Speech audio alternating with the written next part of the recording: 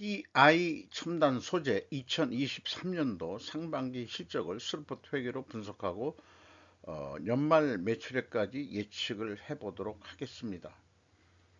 매출은 33.3% 감소, 33% 감소했고요.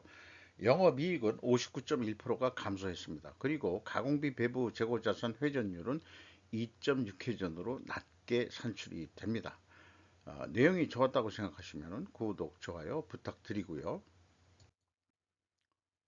먼저 원가 회계 손익으로서 매출액이 1028억 원으로서 전년보다 거의 33%가 감소했습니다. 가공비 배부 재고 자산은 더 감소했어요. 42.7%. 원가 회계상으로는 영업이익이 적게 나오게 되어 있습니다. 매출 원가가 적게 감소했다는 얘기는 매출 원가가 올랐다는 의미고요. 그래서 매출 총액이 크게 떨어졌고 판매 관리비가 뭐 거의 변동은 없습니다만은 영업 손실 92억 7,400만 원 영업 적자가 나가지고 전년보다 무려 135.4%가 감소했습니다. 영업이익률 마이너스 9%로 나타납니다. 매출이 감소하는 시장 상황에서 흑자를 만들라는 오더가 만약 있다면 이 원가 손익계산서를 보고서 일반 사람들이 생각할 수 있는 책상은 매출 원가를 더 줄여야 된다는 것뿐이 책상을 못할 겁니다. 다른 세계가 있다는 것을 보여줄 때가 필요하다. 이렇게 제가 얘기해서 그래서 스루풋을 소개하고 있는 거죠. 스루풋 관점에서 본다 그러면은 매출에 비례하는 매출 재료비는 거꾸로 55.1%나 크게 감소를 했습니다. 그래서 그 차이액이 차이율이 22.2%나 내려갔어요. 그거로 봐서 원재료 가격이 하락했다라고 2차 추론이라고 1차 추론이라고 했다가 2차 추론이라고 용어를 바꿨습니다. 왜 그러냐면 사실은 비용의 성격적 분류에서 분석을 한 다음에 거기에서 매출 재료비를 그 형성 산출을 해내기 때문에 이것은 결국 2차적인 건데 미리 미리 이 결과부터 먼저 말씀드리기 때문에 2차 추론이라고 그 표현을 해봤습니다. 수르픈율 떨어졌습니다. 그러나 수르픈율 자체는 14.7%나 크게 상승했습니다. 운영비용은 0.9% 감소시켰어요. 그래서 생산성 내려갔습니다만은 영업 손실이 아니고 85억 흑자가 났습니다. 영업 원가 회계는 92억 7,400만 원 적자이지만은 스르프상으로는 85억 6,300만 원의 이익이 났습니다. 그럼에도 불구하고 약 59.1% 거의 60% 하락인데 영업이익 하락률보다는 한 반 이하 정도로 그 차이가 있죠. 그래서 그 차이액이 무려 178억 원이나 됩니다. 이게 무슨 조화냐? 이게 재고자산의 그 장난질이라고 얘기할 수 있겠습니다. 원가 회계에. 그래서 재고자산 명세를 보면은 제품, 상품, 반제품 세 가지 합친 WCAI 가공비 배부 재고자산은 261억 원이 감소를 했어요. 이것 때문에 스루풋 회계에는 영업이익이 낮다라고 분석을 할 수 있는 원인이 되겠습니다. 전체적으로는 337억 원의 전체 재고자산이 감소가 됐습니다. 왜 이렇게 감소를 했을까? 매출도 감소하니까 또 줄어든 거 아니겠느냐? 우선 이렇게 생각을 해보게 되겠어요. 그래서 순서적으로는 이제 비용의 성격적 분류부터 분석을 해봐가지고 매출 재료비를 산출하는 건데 재고자산의 변동이 기초에서 기말을 빼는 방식입니다. 플러스 257억 원이면은 현실적으로는 이게 마이너스란 얘기죠. 줄어들었다는 뜻이고 전년도에는 증가했다는 뜻이고요. 원재료 사용액이 있습니다. 그게 72.1% 감소했고 상품 매입액은 17.3%가 감소했습니다. 그래서 이 ABC를 더한 것을 매출원가 재료비라고 우리가 명명을 하고 23% 감소했습니다. 전체적으로는. 그리고 운영비용은 0.9%가 감소했습니다. 그래서 그 운영 비용에서 그 판매 관리비를 뺀 게 공장 가공비가 되겠는데, 퍼센테이지로는 금액은 유사하다 하더라도 퍼센테이지적으로는 가공 비율이 63%로 이렇게 큰 폭으로 변동이 있는 경우는 아주 드물어요. 그리고 그 공정에 큰 변화가 없는데도 그렇다 이게요. 그게 뭐 때문에 그러냐 그러면은 재료 비율이 크게 내려갔기 때문에 그렇습니다. 그러니까 이걸 봐서라도 원재료 가격이 엄청 내려간 것 같다. 이런 1차 추론을 여기서 해볼 수 있는 거죠. 총 제조 비용은 여기 나와 있는 표시대로 매출원가에서 역산으로 해가지고 총 제조 비용이 얼마라고 풀이를 해내는 겁니다. 근데 PI 첨단 소재를 하면서 그동안에 뭐 제가 잘 설명을 안 했는지 모르겠습니다만은 어저께 뭔가 그 인지 심리학 그런 강의를 봤는데 메타인지라는 용어도 나오고 뭐 그런 얘기가 있는데 한마디로 그냥 쉽게 얘기하면은 어, 질문이 이런 질문이 있다고 해보죠. A. 재고자산의 변동 범위에 상품이 포함된 기준일 때 여기에 그 상품이 포함되어 있습니다. 아까 그 재고자산 명세에 상품이 또 들어간 거로 되어 있죠. 왜 원재료는 사용액이라고 표기하고 상품은 매입액이라고 표기합니까?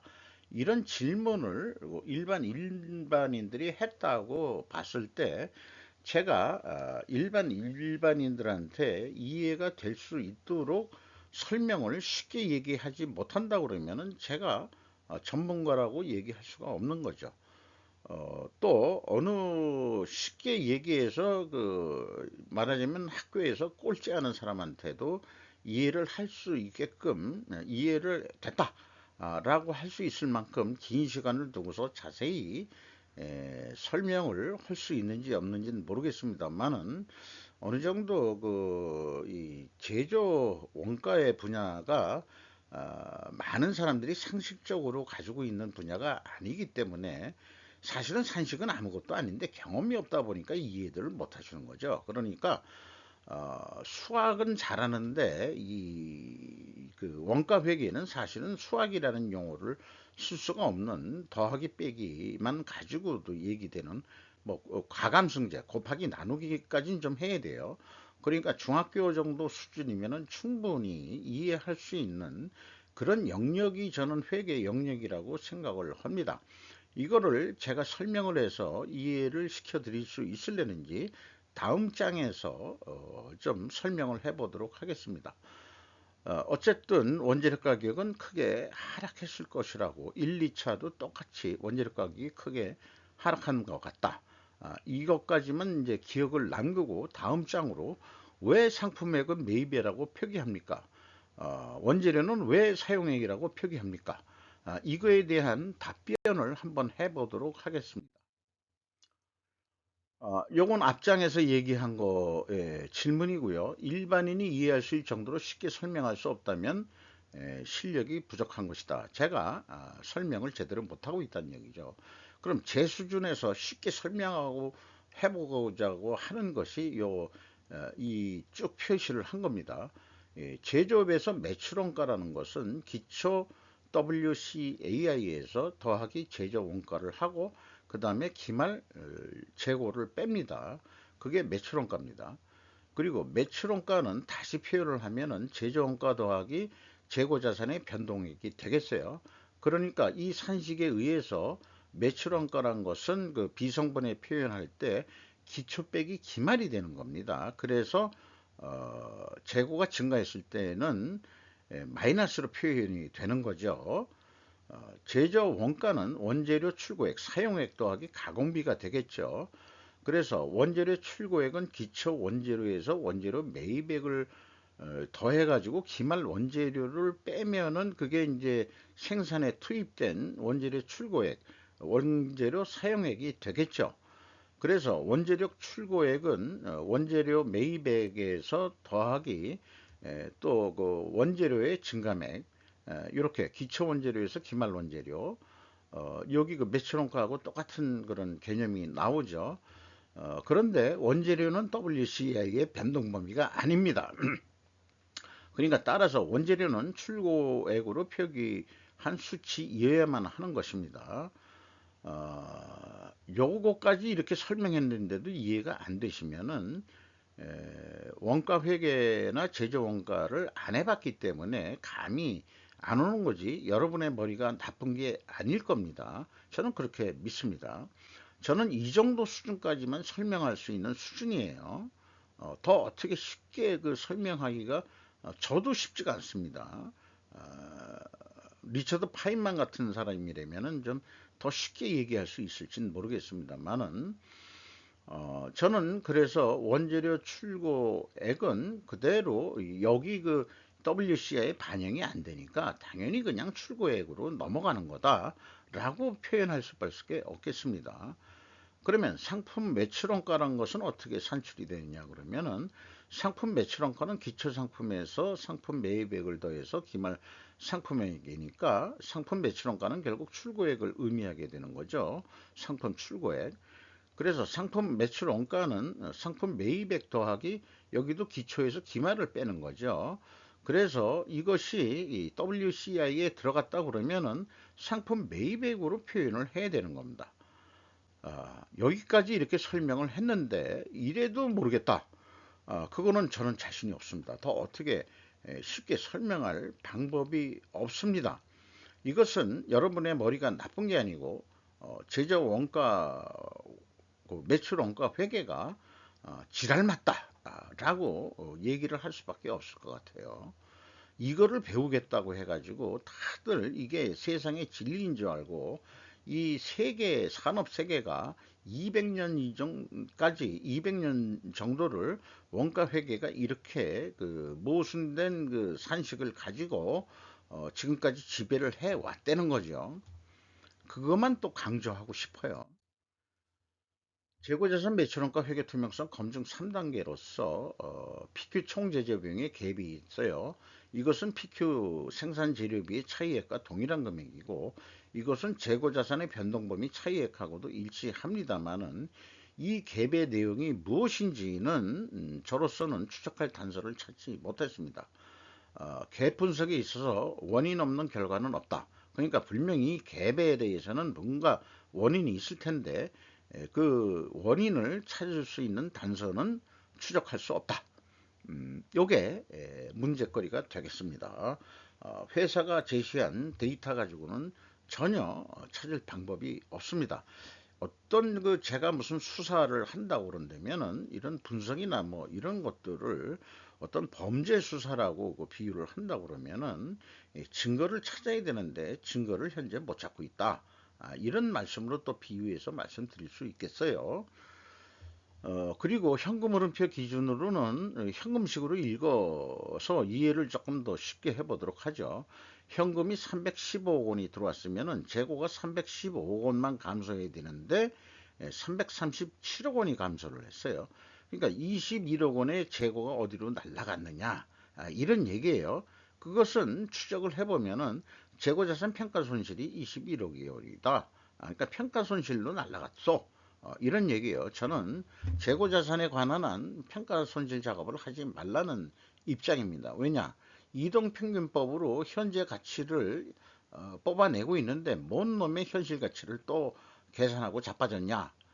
이런 얘기를 요즘은 아주 공공연히 좀 비아냥식으로 얘기를 하고 싶습니다. 회계 기준이 인정하는 건데 회계 기준도 모르는 잡것들이 딴소리 하고 있네. 이런 것은 기득권 세력이 자기네들을 방어하는 그런 거죠. 정치 같은 거하고 비교해 보면은 아마 또 어떤 그 먹거리라든지 이런 거로 봐서 어떤 그 전문 영역 이런 거 자기네들 그 영역을 침범 안 당하려는 그런 거에서 일반인들이 접근하기 어렵게 만드는 그런 방어 장벽의 하나일 뿐일 수도 있다. 재고자산 평가 손실 뭐 이따위 작업들이 저는 그렇게 생각합니다. 이거 평가 손실 작업 안 하는 기업들 있어요. 그런 기업일수록 재고자산 회계 투명성이 높은 기업으로 증명이 됩니다. 운영비용에서 인건비가 225억 원이 집행이 됐는데 전년 상반기보다 5.2% 증가했고요. 직원 수는 7명이 증가했어요. 평균 임금이 1억 3,700만 원 대기업 수준입니다. 조그만 기업이지만 300명반 중소기업 규모의 인력이지만 인건비는 매우 높게 이 임금을 주고 있습니다. 에너지 비용이 7.9% 증가했고요. 삼성전자 같은 경우에서는 유틸리티비라고 통칭해서 얘기를 하고 있습니다. 전 구식적으로 얘기하면 수도 광열비 뭐 이런 식으로 또 전력료 뭐 이런 식으로 또 구분해서 얘기하는 데가 있는데 통합해 가지고 공장을 돌리는 데 필요한 에너지 그걸 유틸리티비라고 삼성전자를 얘기를 하고 용수 가격 그다음에 이제 스팀 가격 이런 것도 다 포함하는 겁니다. 지급 수수료는 거꾸로 줄었어요. 그 매출도 감소하고 하다 보니까 그래서 그런지 모르지만은 지급 수수료 감소했고요. 그래서 이제까지 분석한 내용을 평가 지표들을 모아서 경영 평가 지표라고 비교를 해보면은 WCA 회전율이 내려갔어요. 그리고 수르픈율은 거꾸로 약 15%가 상승했습니다. 이렇게 역방향이면 분식회계 개연성 가정을 세웁니다. 그리고 이자 부채 레버리지율은 증가를 했어요. 돈을 더 어디서 차입했다는 얘기고요. 여기까지만 설명을 드리고요. 그리고 참고적으로 이 재고 회전율하고 매출 채권 회전율하고 똑같이 나오는데 이 재고 회전율을 납기 달성률로 간주해도 틀릴 바가 없습니다. 납기 달성하는 속도만큼 수금 속도로 했다. 근데 작년에는 납기를 늦게 했어도 수금은 더 빨리 했다. 또 이렇게 해석을 할 수 있겠습니다. 그래서 여기에서 이 분식회계 개연성 가정을 세우게 되는데 원재료 매입 가격 상승과 판매 가격 상대적 상승으로 입증해야 된다. 그러니까 원재료 가격도 올라가고 판매 가격도 올라가야 된다. 이게 반증이 돼야 될 이유다. 그렇게 얘기하는데 1, 2차 추론은 원재료 가격이 크게 내려갔을 거라고 그렇게 추론이 됐죠. 이 모순이 있다는 게 뭔가 문제가 있다는 얘기고 또 이 모순은 해소되지 않는 한 재고자산 매출원가 회계 투명성은 확보할 수 없다. 이렇게 얘기할 수 있겠습니다. 재고가 회전율이 좀뭐 감소했음에도 불구하고 어, 이 아직도 그 회전율이 낮기 때문에 재고가 많다 이렇게 이제 비주얼식으로 그림으로 좀 이해가 되겠도록 한번 만들어 본 거고요. 계속 설명을 하고 있습니다만은 그래서 지금 분식회계 개연성 가정의 어떤 그 법례는 회전율이 하락하고 슬픈율은 상승했을 경우 원재료 가격이 상승하고 판매 가격이 상승한 것을 입증해야 됩니다. 그럼 원재료 가격이 상승했느냐? 그러면 아니에요. 28.9%가 내려갔습니다. 단순 평균으로. 그리고 그 다음에 판매 가격도 내려갔냐? 그러면 내려갔어요. 그런데 이것을 상대적 비율을 한다 그러면은 안 내려갔으니까 상대적으로는 상품 판매 가격을 올렸다라고도 표현을 해볼 수는 있겠습니다. 이게 그 다 같은 마이너스라 그래도 상대적으로 볼 때는 원재료 가격은 내려갔고 판매 가격은 올렸다. 상대적으로 이렇게 표현해 볼 수도 있겠습니다. 그러니까 동일 방향으로 입증을 해야 되는데 다 올랐다로 입증을 해야 되는데 아니올시다다 이런 얘기 하나는 반쪽은 이렇기 때문에 그 재고 투명성 이 반증 관계는 성공했다고 보기가 어렵습니다. 그러면은 모순을 또 어떻게 해결할 거냐? 원재료 가격 하락한 것은 거꾸로 그 1, 2차 추론에서는 입증이 되지만은 그 반증 추론에서는 또 안 맞아 떨어진다 이 말이죠. 그 방법은 또이 다음 장에서 설명해 드리기로 하고 어쨌든 가중 평균이어야 되지만은 이제 단순 평균으로 28.9%가 있는데 재료 비율이 32.7%니까 가격 하락 압박률은 9.2% 가격은 내려야 된다. 이렇게 이제 압박인데 1.4%뿐이 안 내렸죠. 그런데 이 회사 문제는 가공 비율이 20.1%나 크게 증가했어요. 그래서 아니 원재료 가격이 내렸다고 해서 가격 못 내립니다. 못 내립니다. 우리가 여러 가지 에너지 비용도 많이 들고 스루프 쪽에서도 얘기를 했습니다만 스루프 타임즈에서도 전기료, 뭐 에너지 비용이 많이 올라가 가지고 도저히 안 되겠어요. 못 내려요. 1.4%만 내릴게요. 그 상대적으로 올린 거다. 이런 얘기가 될 수 있겠어요. 그렇지만은 나름대로 완벽하게 지금 그 반증이 됐냐 하면은 그것도 자신이 없어요. 이게 현실입니다. 그러면은 어떡할 거냐? 자, 투명성 법정에서 입증은 검사 입증입니다. 그 분식회계에 대해서 너희들 불투명해 라고 검사가 입증을 하는데 역방향 데이터를 확인을 해서 당신네들 이 분식회계 한 거야. 근데 이제 제가 변호인 입장이라면은 순방향 데이터를 확인해야죠. 일견 자세를 나타낸 건 원자력 가격 내렸죠. 그 다음에 판매 가격 내렸죠. 그 순방향이니까는 이게 반증 아닙니까? 근데 반증 추로는 다 올라야 되는 거죠. 이게 또 안 맞아 떨어집니다. 그러면은 변호인으로서 이런 그 논리 가지고는 안 되니까 다른 증거를 찾아야 되거든요. 자, 무죄로 방면을 좀 시켜야 되는데 PI 첨단 소재를 그래서 다른 증거를 찾는다면은 재고 회전율을 수량으로 산출해봐라. 그러면 실제 물량상으로도 재고가 증가해가지고 재고 회전율이 낮게 나올 거예요.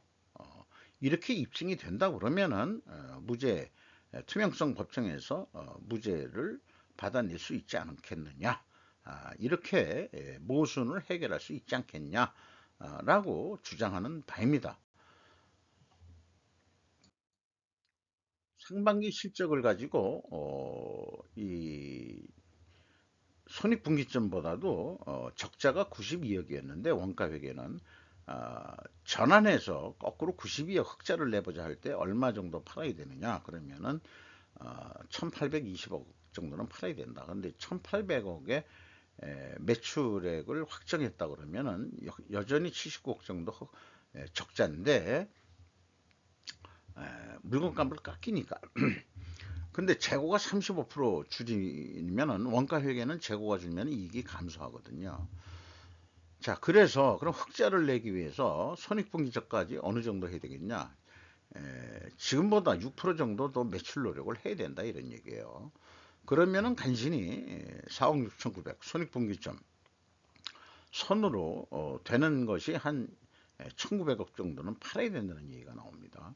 그런데 이렇게 그 매출 노력을 안 하고 재고만 35%를 거꾸로 증가시킨다고 한다면은 가만히 그 매출 노력을 안 해도 결산하면은 영업이익이 200억 정도로 나오는 것으로 이렇게 되는 것이 원가 회계의 맹점이라고 볼 수 있겠습니다. 이런 맹점 있는 원가 회계를 언제까지 우리는 가져가야 될지 답답하기만 합니다. 스루포트 회계 관점으로는 있는 데이터 그대로 하더라도 한 2천억 정도는 해야 된다는 얘기가 나옵니다. 이게 어떤 납품 단가라 그러면은 20만 원 이하로는 판매해서는 안 된다는 그런 가이드라인이 되겠어요. 이렇게 했을 때 20만 원짜리라면 그나마 11,400원 정도뿐이 안 남는 거다. 그러면은 계획이 한 17,000원 남아야 되는데 그러면 재고 회전율을 6회전까지만 좀 올려보자. 두 달에 한 번 돌리는 거예요. 1년 동안에. 그러면은 매출액이 22억, 아니, 2267억 원. 인상 효과가, 아니, 나와가지고, 매출 증가 효과가 나가지고, 영업이익은 299억까지 이익을 낼 수 있을 것이다. 그래서, 스루폿은 판매 단가 전략에서 20만원 이 계획 단가가 나오고 원가 회계 기준은 18만 원. 그래서 스루풋이 2만 원 판매 가격을 어떻게 해서든지 영업사원은 고수를 해야 됩니다. 이익을 확보하기 위해서는 지금까지 내용을 보면은 재고가 감소했는데도 재고 회전율이 좀 늦었죠. 어, 뭐 그렇게 되는데 이런 결과적으로 보면은 재고 회전율 상승에 의해서 이익은 증가했는데 이 재고 회전율이 하락했는데도 이익이 증가한 이런 상황이 되겠습니다. 그것은 이제 판매 가격의 뭐 영향 이런 것도 이제 되는데 금액으로 하다 보니까 그런데 아마 수량으로 하면은 재고 회전율이 이 상승하에서 이익이 증가한 것으로도 증명이 될 수 있을지 모르겠어요.